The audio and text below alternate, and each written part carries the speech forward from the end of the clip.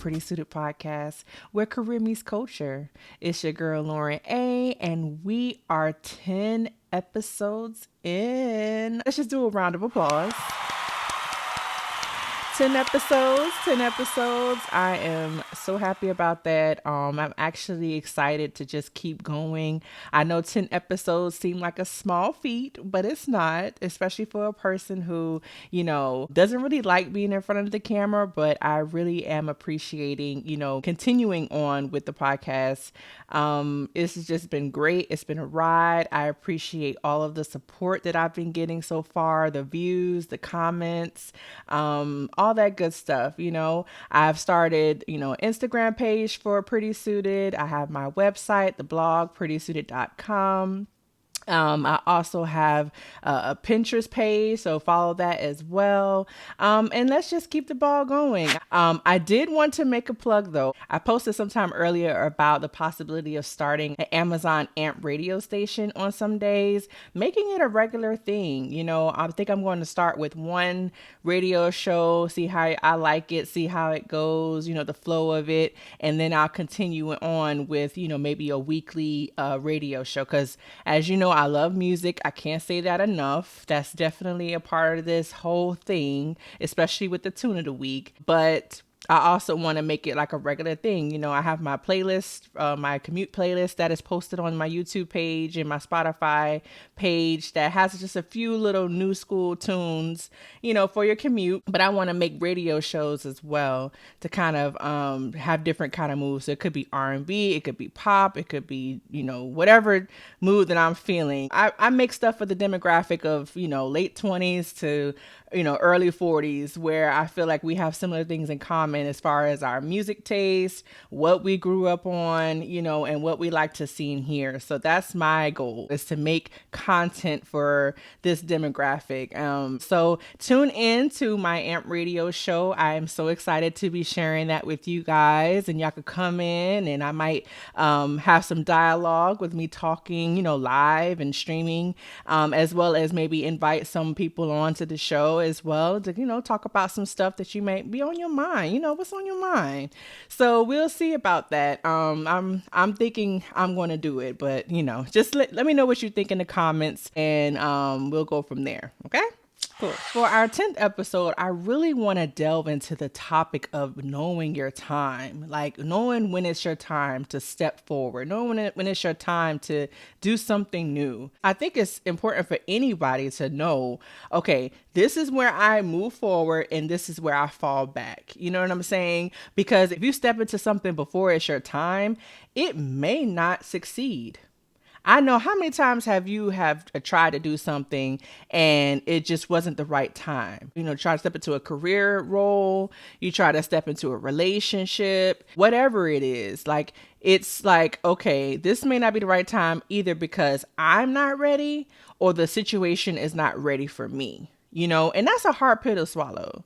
A lot of times we go into our big money bag and our self-centered narcissistic bag, which sometimes it's necessary to kind of pump yourself up to do something, but it can be a little deflating when you step into something knowing that you finna knock it out of the park, but it just doesn't turn out. Either you don't get the position or the relationship fails or whatever the case may be, because it just wasn't the right time.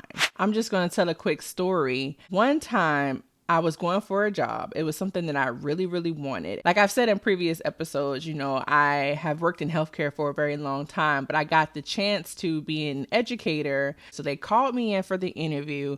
I spoke with the, director, and she was just all gung ho. Yeah, sure. You sound like a great fit, all that good stuff. She was like, yeah, come in for the second interview, come up to the office and we'll do a second interview with the staff. They do a round table and all that good stuff. And the email after that first interview, I wrote to her and I was just asking for more details about the second interview, if I needed to bring a teaching demonstration, if I needed to bring any kind of documents with me or anything like that, just because I like to be prepared, right?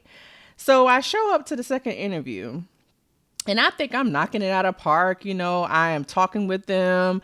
I am cracking jokes, and then finally towards the end, she's like, so are you ready for your teaching demonstration? I'm like, teaching demonstration. And mind you, I never received any email back from the woman. That email that I sent out, I never received the email back regarding a teacher demonstration, a topic, or anything like that. But knowing me, I usually show up to interviews with some kind of jump drive just in case they may need, a resume or cover letter to print it out and things like that.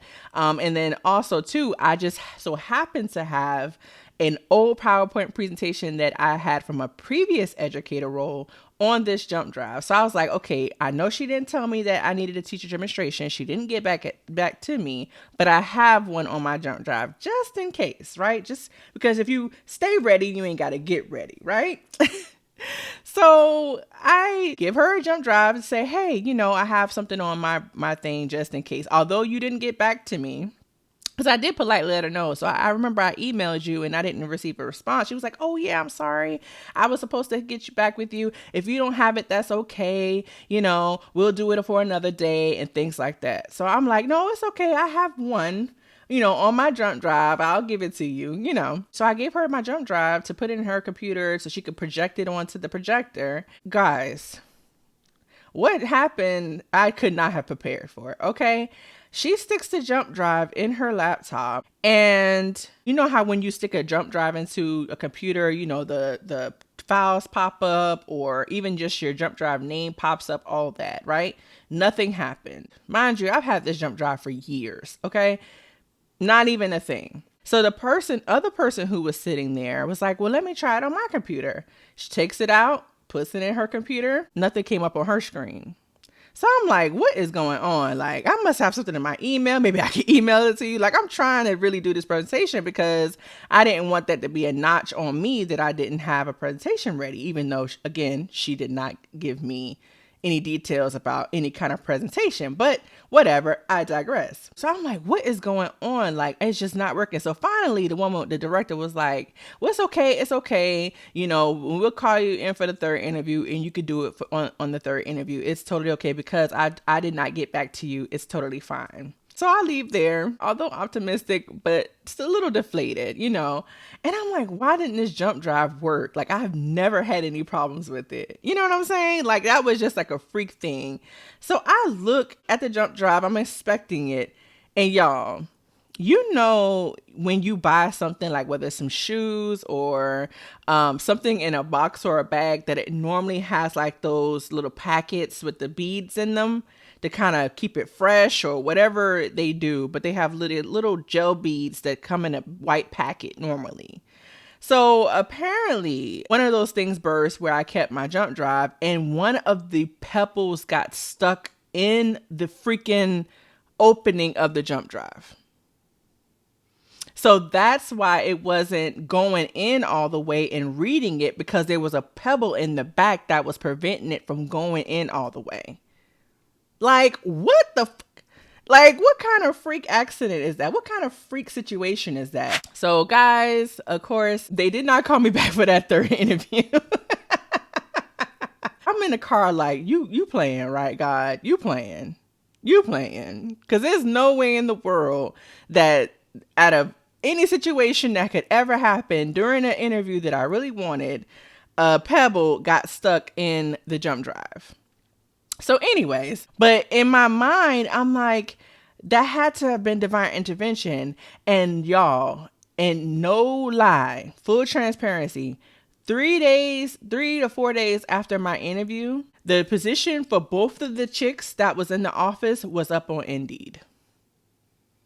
I was like, so the girl who was in the office, she must have put her 2 weeks notice in either the same day that I had my interview or the day after for them to post her position on Indeed. And let me tell you something. It was so many positions for that place open that it got me to wondering that there had to have been some kind of divine intervention to keep me from working there. Because before I show up, I always say to God, I say, look, if it's not mine, I don't want it. Point blank and period. If it's not mine, I don't want it. If I'm asking these things and it doesn't happen, then I got what I asked for.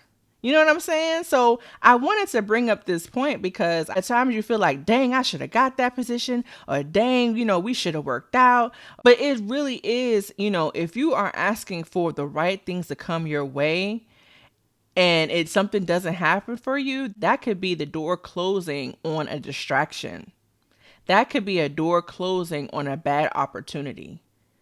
You know what I'm saying? Making way for something that is supposed to happen, something that is in your favor, something that is destined for your purpose. You know what I'm saying? So I think it's, we have to be appreciative of the things that don't happen because it may have been in our best interest for it not to happen. That director could have been a bitch, that she could have been a micromanager, they could have been playing with my money, it could have been a bad situation, and me not, that little pebble could have saved me a lot of time and a lot of frustration. Okay. I wanted to hone in on this topic because, I saw a clip from Cam Newton's Freaky Friday. Cam Newton is another person who definitely is aware of when it's his time and when it's not his time, right?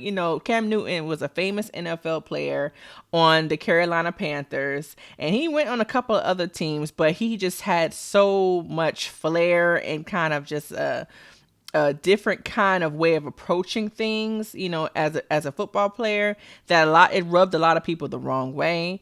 And so now he's pivoting in this space of podcasting and, content creation, that he is now interviewing so many different artists, so many different, influencers and creators, that I think that he realizes that this is his time to do something else. And so he recently had Suki Hana.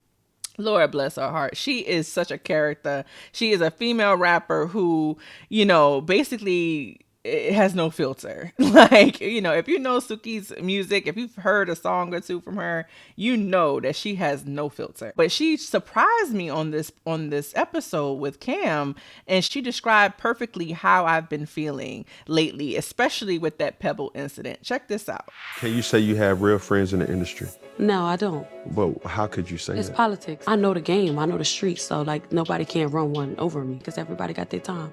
Ooh. So it is what it is. It's politics. I can't get mad, because I can't get in this place. I can't get mad because I'm not invited to this industry party.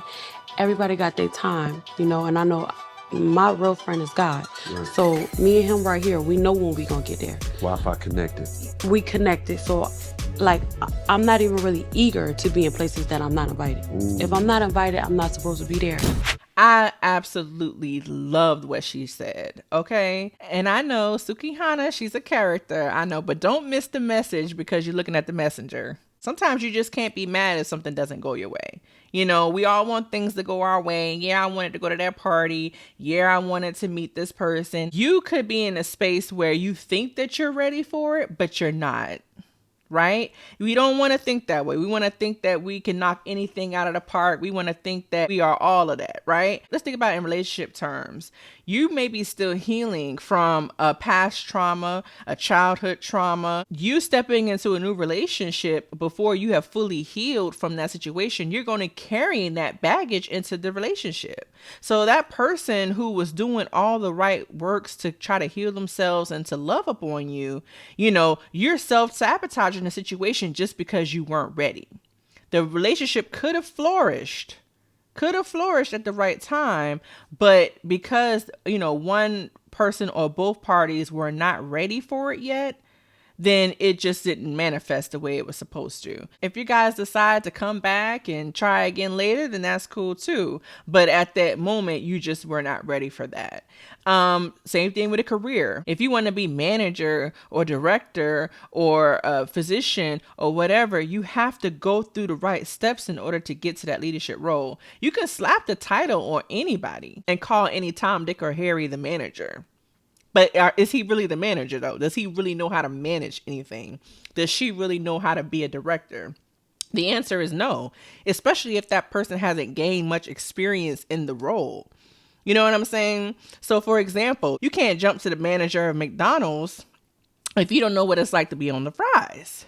I mean, you probably could, right? The manager may have a bachelor's degree or an associate's degree or whatever. But if he doesn't know how to really fully work the system, what it's like to operate the store and what it's like to operate people, to manage people. It's going to be a long day, a very difficult time for that person to try to be a manager. It is. So while it may sound good, yeah, I want to be the manager, I want to be the director, I want to do all these things. It may sound great, but you don't want to step in the role before your time. Period. You want to gain the experience. You want to know what it's like. You want to shadow. You want to be mentored. You want to do all these things and then step into the role. And then that way you're able to have a greater success. Because if not, if you start working and doing things prematurely, because we all know this is an age of instant access. This is the age of instant success, right? You can be making $1 million openness and presence on YouTube. Okay. It's not, we already know what's going on. So the instant gratification that people are seeing, that makes people want to be successful a lot faster than what they should be. And that instant gratification, that microwave sensation, can be detrimental because, unfortunately, if you don't see the huge number of following and huge success and huge, compensation, financially, then you're ready to just throw in the towel rather than actually putting the work in to get ready mentally and, skillfully, so that way you can be the boss that you need to be. That's all I'm saying. I just feel like, Suki made a great point about, I don't want it when it's too soon. When it's my time, I'm going to do my thing, because there's a real value, guys. It's real value in the journey. It's real value in the journey, guys. I know getting to that finish line is like just what everybody wants, right? But it's value just picking up those nuggets, those gems from different experiences. So that way you could just put them in your pocket and then you're better off later on. Versus you just jump into the finish line and you missed all that stuff along the way. And now you're looking around just looking for help every 5 minutes because you don't really know what you're doing. You know what I'm saying? So just take some appreciation in the journey, just a little bit, so that way, you can be a better success, because it's nothing like you being able to be approached with a situation or a problem and you know how to deal with it because you've done it before. Oh my gosh, that's a great sensation. That's a great feeling, because even when you become a manager, head honcho, CEO, or whatever the case may be, you still have a lot to learn. You never stop learning. Always be a student. Even if your circumstance started off with you had little to nothing, you being able to pick up experiences can help you later on. And that is totally the case in this next clip, where a guy named Wallow, I don't know if you're familiar with Wallow, but he is a part of $1 Million Worth of Game with Gilly the Kid. And they just have a dynamic duo. I think they're cousins, and they're just absolutely hilarious. But Wallow says something that was so profound in this clip. So just check this out. One of the greatest things I did, I made $1 million. I'll probably make millions off, was for free. You was there. She called me. She said, Wallow, I think I got something for you. I said, how much they charging me, man? I mean, how much I'm getting? She said, yeah, you're going to do a TED Talk. I said, what? How much they giving me? She said, Wallow, this is going to be for you. I said, what you mean it's going to be for me? How much they giving me? I'm popping. I need some money. Right? He said, listen, Wallow, I'm going to put you on this TED Talk. I don't have no money for you, but I got a hotel for you. So I said, all right, cool. I went and did the TED Talk. I lost count of how many bookings I got from that speech. He said, I'm popping. I need some money. Okay. You know your worth, right? I said last week, you have to know your worth. Absolutely. There's nothing wrong with that. But in the situation that he was in jail for 20 years. 20 years for, I believe he had a lot of small crimes when it comes to robbery or burglary or things like that back in Philly. So he went to jail for 20 years. He did his time, very remorseful about it, learned a lot in prison, but he came out and he completely turned his situation around, okay? He became a motivational speaker. He became a social media influencer where he's just, speaking positive things. He kind of did a complete 180 from what in his past life. So with that being said, when he came out and his, I guess, agent or manager gave him this opportunity, he thought that, I'm coming out, I'm popping now, I deserve to get paid for it. And that's fine. But he also understood the opportunity that this can be for him. he would have cut his whole hand off if he would have said, no, I'm not doing it without a check. He would have completely limited his growth if he let his ego predict his situation at that time. Because he probably was getting paid for gigs. Absolutely. You know what I'm saying? To talk to this person, to talk to this school, to talk to prison, to do ads and all that. He probably was getting paid for it at the time. However, he understood that this TED Talk would put him in a room of people that he can network with, that can get him greater gigs, that can make him visually seen to more people. Like, he understood the opportunity in front of him, and he took that. He put his ego to the side and he took it for what it was. And it made him so much more popular and so much more money on the back end. Be aware of what's going on around you and understand the situation for what it is. Yes, you do need to get paid for things. Yes, you are capable. Yes, you're talented. But which situation calls for me to be a bit more flexible than I normally am? Okay, like if you're normally saying, no, I want my money, I want it now at the back end, that's fine. If you move that way, that's completely fine. But there's certain circumstances where you know that this is for a look. This is for me to be in the room that I need to be in. You know what I'm saying? Don't let nobody play you.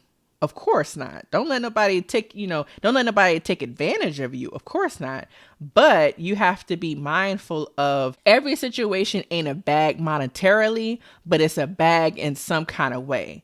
That bag could be the knowledge. That bag could be the exposure. That bag could be the input. That bag could represent a lot of different things. So, just take a step back and see which situation calls for your ego to step forward and which calls for you to show up in a different way, because you know later on that it's going to pay off. So I thought that was just a great clip, because it pretty much summed up, when it's your time, it's your time. And you got to make the most of that time, because if not, and you're just throwing it away, as we could see with the basketball player John Morant. This is right on topic with, what is going on with him. This guy literally had a max contract, 23 years old, and had pretty much an NBA all eyes on him. Like, he was like, he's an up-and-coming, very talented, very skillful basketball player. And you're kind of not taking advantage of this time like you're supposed to. You just got a Nike deal, all these things, and you're jeopardizing your situation for your ego. You know what I'm saying? I'm not going to crap on him. I'm not going to, talk bad about him, because, there's plenty of people doing that. It's plenty of people talking bad about him. But what I'm saying is that you don't want to, throw away all that you've worked hard for something so small as your ego. And so that's why I think it's important for you to recognize when your moment is, take advantage of that, think smart, and just be successful, because when it's not your time, when your time is over, when it's time for them to pivot on to the newest thing or the hottest thing after you, then you cannot feel regretful because you took advantage of your time. You know what I'm saying? Or you're able to mentor other people into doing things because you already kind of experienced these things. You gather so many gems, and now you could pay it forward to the next generation. So that's all I'm saying. I think that's not talked about enough. I think what's talked about too much is just how big you can get. Oh, get the bag, get the bag, get the bag. But nobody really stops and talk about know when it's your time and prepare for your time. You know what I'm saying? So now we're going to get into our watch list of the week. So this week's watch list of the week comes from another brother who recognized when it was his time. Okay. He goes by the name of Michael B. Jordan. Creed 3 just came out, and I was the first one in the theaters, on Friday to go see it. And let me tell you, that movie was pretty good. I'm not going to lie to you. For this to be Michael B. Jordan's directorial debut, I think was absolutely amazing. Like, he did a fantastic job as a director, I feel. People don't realize how difficult it is for you to be a director and a star in a movie. Like, you have to have a good team for you to be able to not only direct the scene, but also act in the scene. Okay. So you're doing a lot of back and forth. And then you also have to have a good, director of photography. You have to have a good camera operator and plenty of people to kind of know your vision, because if not, then it's really not going to really come out the way you wanted it if you were just behind the camera. I like this anime influence, and I like the way that he was able to incorporate a lot of slow-mo, some CGI, as well as, just some sentimental moments in the movie. I think Jonathan Majors did a fantastic job at his just invoking emotion, just in everything that he does. I think he does a great job of he could stand still and look at you and it just be so much emotion in that look. Like, he's great at that. I mean, real thespian, okay? Like, with his daughter being hearing impaired, I think was fantastic because they got to represent that community and just all of that good stuff. I think it was a great film. And, to get back on topic of knowing your time, Jonathan Majors came out of jail. He waited, okay? He waited a good 17 years? He waited to get back at Michael B. Jordan for, pretty much taking a large part of his life. So you talking about waiting on your time. He waited, okay? But also, not just the fact that he waited, but he said, look, I'm already the greatest. I'm already better than you. I've been doing this before you, and I'm going to be the heavyweight champion of the world right now.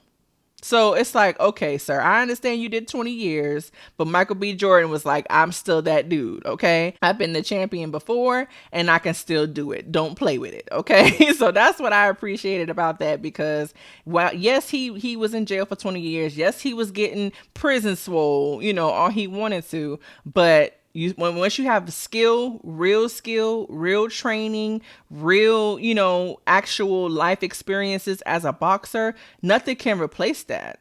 You know what I'm saying? And his technical skill and his just innate ability to win triumphed in the end. So yeah, you got the prison swole thing going on, and even the size, because we all see that Jonathan Majors was huge in this movie. Okay, everybody thought that he was just gonna just kill anything that came in his path, but nothing can replace the actual journey. Nothing can replace the actual climb. That's why I was saying appreciate the journey, because that climb to the top is not just hardships and everything that that people just want you to go through. No, it's actual things in there that make you a better player, a better person, a better whatever, and fill in the blank. And I also want to say too, in that movie, of course, it's going to be a Creed 4, 5, and 6, okay? Because I think they're setting it up for some other things. But I ain't gonna lie, I hope that him and Jonathan become friends, because it was cute. Their little brotherhood, situation. Jonathan had that chip on his shoulder for a long time. And hopefully, once he got his behind beat, he could just, get rid of it and they could be friends again, because they'll be cute. I know that's such a girly thing to say, but them two together, oh yeah, let me just move on. For our tune of the week, I wanted to point out one of my favorite guy groups, and that is They.